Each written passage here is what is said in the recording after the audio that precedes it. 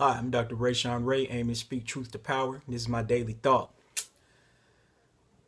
Why is black crime not a justification for black specific policing?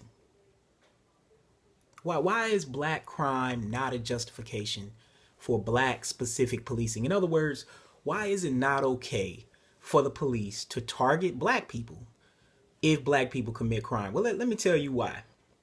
First off, let's look at crime statistics from 2013. This is one of the most recent years where we have a comprehensive list of information from the FBI and the census.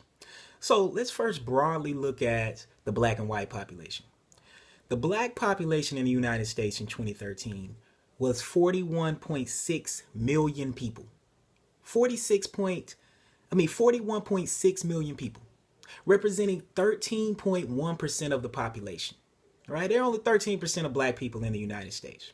All right, well, the white population, 245.5 million. All right, 245.5 million. We're talking about a lot of people here, right? Now, if we just look at arrest, which is what the FBI gives us, right? And this is the thing about arrest. Arrest doesn't mean that people did it. Right? See, that's something we have to remember. People are innocent until proven guilty. But let's just use arrest because these are the highest percentages that we have, the highest numbers we have. And let's lay this out. So if we look at total arrest for crime, all right, let's look at total arrest for crime. So see, when we look at total arrest for all crimes, we see that 6.1% of all blacks were arrested in 2013 for a crime, right? Some of these were violent, some of these were non-violent crimes, just all crime. So we're talking about 93.9% of blacks.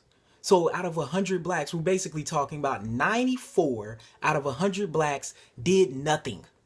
Nothing at all, right? For whites, the percentage is much smaller, but more people, right? So among whites, we're talking about 2.5% of whites committed a crime.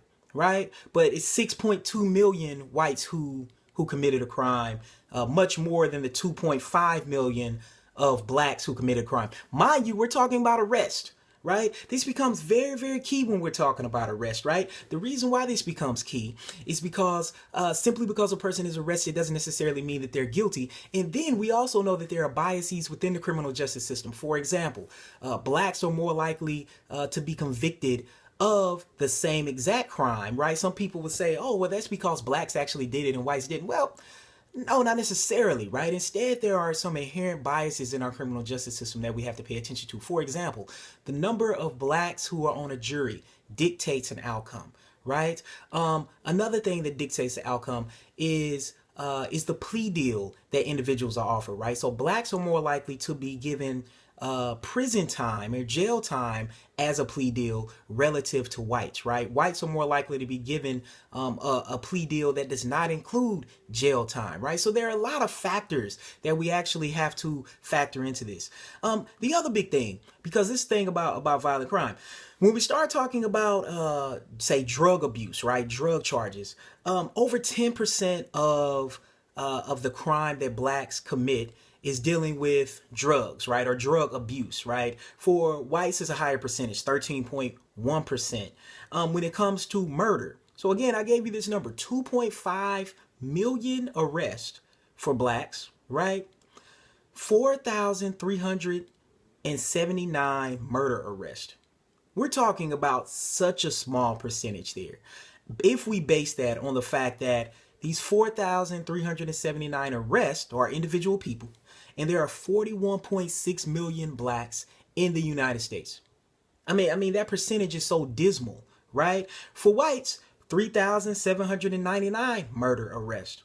For rape for whites, 8,946 rape arrests, right? For blacks, 4,229 rape arrests, right? So we see a much more rapes for whites than we do for blacks.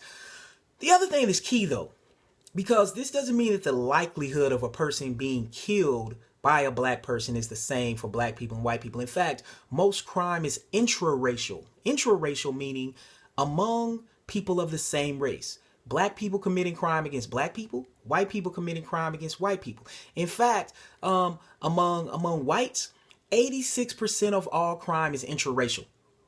86%, right? This means that if a white person commits a crime, they're more likely to be committing it against another white person, right? For blacks, it's 94%, right? 94% of all crime that black people commit are committed on other black people being victims. This is because we live in highly segregated neighborhoods, right? This means your likelihood of coming into contact with somebody who might commit a crime is going to be much higher among someone who looks like you than among someone who doesn't look like you. This means that of these, say, 4,400 murders that blacks were charged with, we're talking about around 10% of those are white victims, right? At probably the highest percentages that we're talking about, right? The other thing, there are differences between numbers, percentages, and ratios. And we get those things mixed up all the time, right? We have to be very clear about those. So what does this mean?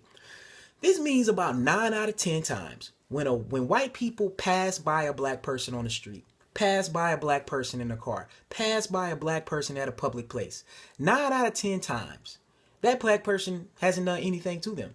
Probably walked by and actually said hi, right? Probably walked by, maybe didn't say nothing. It was just a neutral interaction, right? Rarely are whites having very negative interactions with black people, but their perception is that they are, right? So their perception becomes their reality. Instead, what they do is they engage in ultimate attribution error. What that means is that they're making assumptions that black people are already threatening. So then when they interact with a black person who's not, that black person becomes the exception, not the rule. Instead, those 9 people should be the rule. Instead, those 9 people become the exception, right? The other thing they engage in is cognitive dissonance, which is when you actually have positive interactions, when white people have positive interactions with black people, they actually can't factor those positive experiences into their psyche, that this might actually be the norm, right?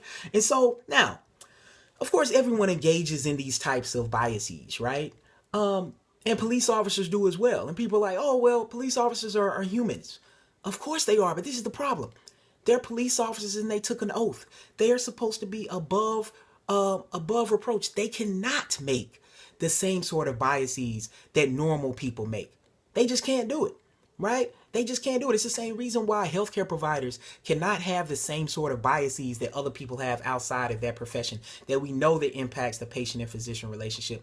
They simply can't do it, right? It's the same reason why teachers or professors can't have these same sort of biases, even though similar to healthcare, similar to the criminal justice system, they're embedded in the education system as well. We are supposed to be above reproach. We can't have those biases either, right? So we have to understand what we're talking about. The key point with police officers, when black people interact with police officers, though, is that it can mean death. So what that means is that being black is instantaneously perceived as threatening. And when blackness is instantaneously perceived as threatening, any movement that black people make is perceived as being defiant and insubordinate. And those are major problems. So conversations matter like Black Lives in Books, and I hope this has sparked one.